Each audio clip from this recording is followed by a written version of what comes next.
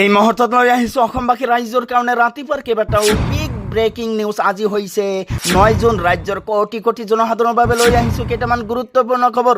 ৰাজ্যৰ কৃষকসকললৈ ভাল খবৰ দিলে মুখ্যমন্ত্ৰী ডক্টৰ হিমন্ত বিশ্ব শৰ্মাই। ৰাজ্যৰ যোগ্য কৃষকে লাভ কৰিব 11,000 কোটি টকাৰ চৰকাৰী সাহায্য। প্ৰতিটো দৰিদ্ৰ পৰিয়ালে লাভ কৰিব 5 লাখ টকাৰ আৰ্থিক সাহায্য। আজি এই কৰি লওক এইটো জৰুৰী কাম।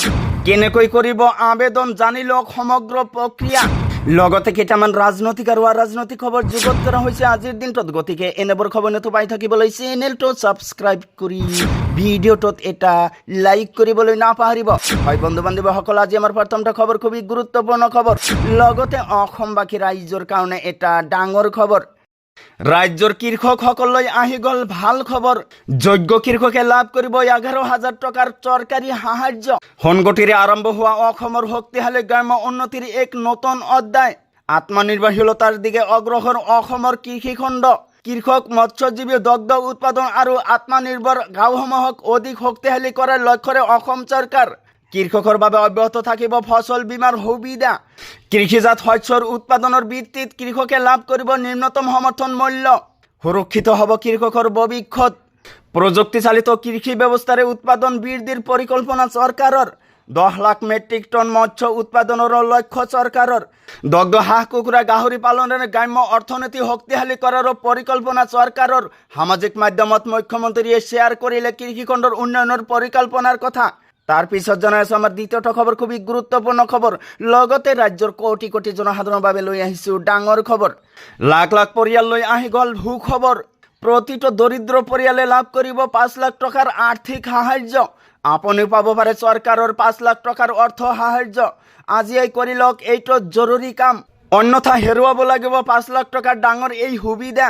প্ৰতিটো দৰিদ্ৰ তথা কম উপাৰ্জনকাৰী পৰিয়ালৰ বাবে চৰকাৰে লৈ আহিছে এক বৃহৎ উপহাৰ।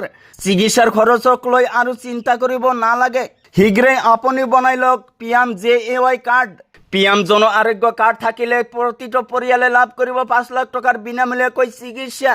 অসম চৰকাৰৰ চিকিৎসা, শিক্ষা আৰু গৱেষণা বিভাগৰ এই বিশেষ পদক্ষেপ। কেনেকৈ আবেদন কৰিব জানি লওক সমগ্ৰ প্ৰক্ৰিয়া। আজি এই আপোনাৰ নিকটতম স্বাস্থ্য কেন্দ্ৰৰ সৈতে যোগাযোগ কৰক। ঘৰতে বহি বা ওচৰৰ স্বাস্থ্য কেন্দ্ৰলৈ গৈ কৰিব পাৰিব আবেদন। আবেদন কৰিবলৈ প্ৰয়োজন হ'ব প্ৰতিটো পৰিয়ালৰ ৰেচন কাৰ্ড অথবা আধাৰ কাৰ্ড। আয়ুষ্মান পৰ্টেলৰ জৰিয়তে ৰেচন কাৰ্ড অথবা আধাৰ নম্বৰৰ ব্যৱহাৰে কৰা হ'ব যোগ্যতা নিৰ্ধাৰণ। যোগ্য বুলি প্ৰমাণিত হ'লেই পৰিয়ালৰ সদস্যসকলৰ নাম স্ক্ৰীনত স্পষ্ট হ'ব। আবেদনকাৰীয়ে চিনাক্ত কৰিব লাগিব সদস্যৰ নাম। আধাৰত সন্নিৱিষ্ট নম্বৰত আপোনালৈ আহিব OTP অথবা বায়োমেট্ৰিকৰ জৰিয়তে নিশ্চিত কৰিব পাৰিব তথ্য।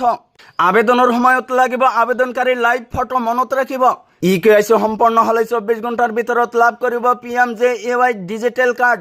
চৰকাৰী হাস্পাতালত আয়ুষ্মান কাউণ্টাৰলৈ গৈ আয়ুষ্মান মিত্ৰৰ সহায়ত অতি ক্ষীপ্ৰতাৰে সক্ৰিয় কৰিব পাৰিব এই কাৰ্ড।